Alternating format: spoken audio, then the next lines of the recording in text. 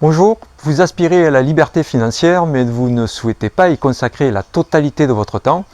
Eh bien, vous allez dans cette vidéo découvrir comment il est tout à fait possible en fait de le réaliser. Je me présente, je suis Patrick, je suis développeur informatique et je me suis spécialisé dans les options et je suis trader depuis plus de 10 ans.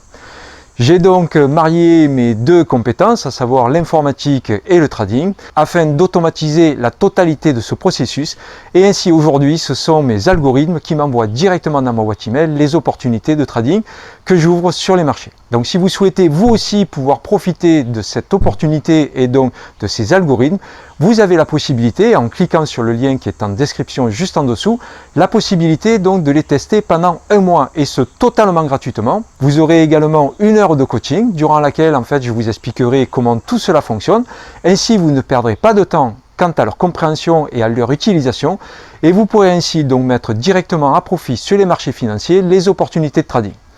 Donc aujourd'hui, la vidéo que nous allons voir, ce sont les performances et ce que les algorithmes ont réalisé cette semaine sur les marchés. Eh bien c'est parti, je vous invite donc à découvrir cette vidéo dès maintenant.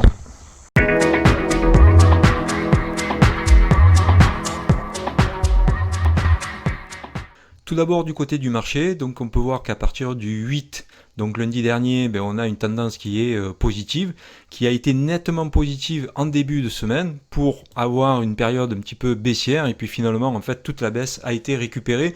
dans le jour suivant.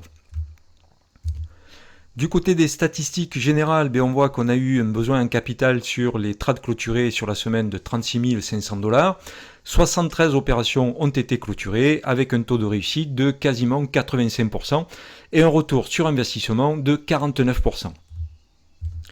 Du côté de l'equity curve, en dehors d'un début de semaine où on a été un petit peu en territoire négatif, on voit que tout le long de la semaine qui a suivi a été en territoire positif avec un ensemble de trades qui ont été largement gagnants et donc avec des taux de réussite très très élevés.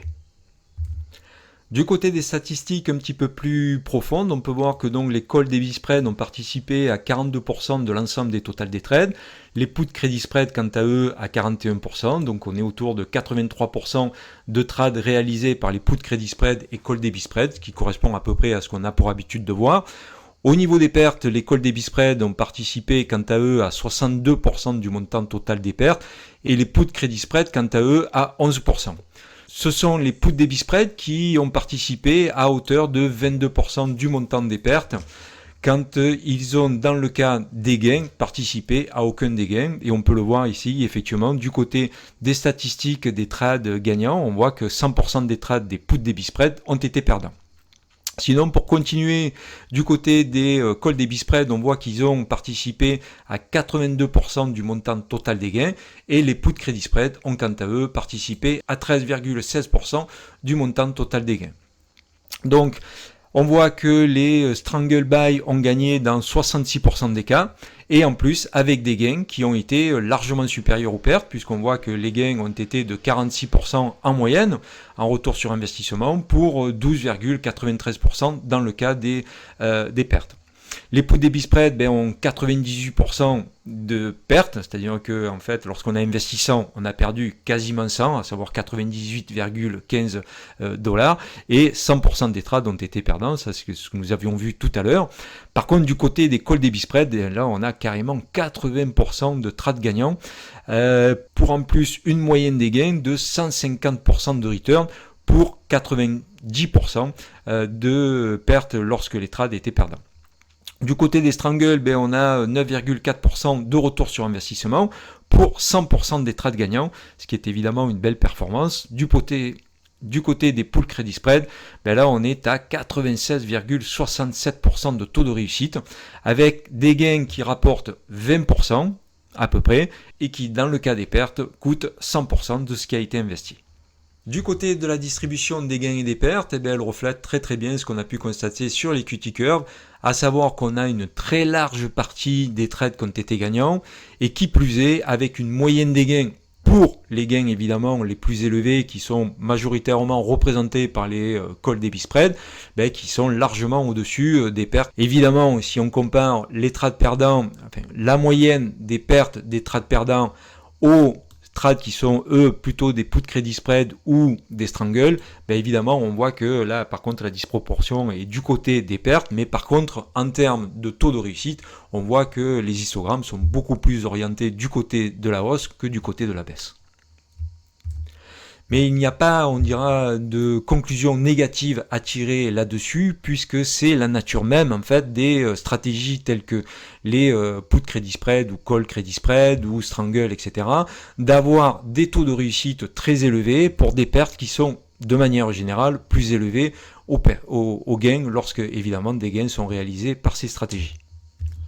Donc si l'on regarde maintenant l'ensemble en fait des algorithmes et donc des stratégies qui ont été opérées sur le marché depuis la mise en production, à savoir depuis le mois d'octobre donc 2023, on voit qu'un capital est nécessaire pour ouvrir toutes les positions, mais une fois de plus, je le répète, il n'est pas nécessaire d'ouvrir toutes les positions puisqu'il y a des doublons, puisque certaines stratégies, en fait, sur la base d'un setup, ouvrent soit un strangle, soit un put credit spread, etc., ce qui offre la possibilité aux traders d'avoir un ensemble de stratégies et donc de pouvoir diversifier leur portefeuille, mais dans la réalité, on n'ouvrira pas tous les trades. Bon, cela étant dit, si on devait ouvrir tous les trades, 200 000 € de capital auraient été nécessaires pour 2688 opérations ouvertes et un taux de réussite de 74% avec un retour sur investissement de plus de 126%. Donc on voit également que nous avons ici à nouveau réalisé un all-time high, donc ce qui montre que les algorithmes se comportent particulièrement bien puisqu'ils montent de manière régulière et de manière régulière également on fait des all-time highs, ce qui montre que les algorithmes sont évidemment performants et performent le marché. Merci d'avoir suivi cette vidéo jusqu'au bout. J'espère évidemment que cette vidéo vous aura convaincu que oui, il est tout à fait possible de trader sur les marchés financiers sans y perdre la totalité de son temps grâce à des algorithmes de trading. J'espère bien sûr qu'elle vous aura convaincu de ce point et qu'elle vous aura apporté des éléments de réponse. Si vous avez évidemment des questions ou des commentaires, n'hésitez pas à les laisser en commentaire, de liker la vidéo si elle vous a plu et de vous abonner à la chaîne afin d'être spécifié des nouvelles vidéos que je mettrai en ligne. Merci à nouveau d'avoir suivi cette vidéo jusqu'au bout et quant à moi, je vous dis, en tout cas je l'espère, à très bientôt.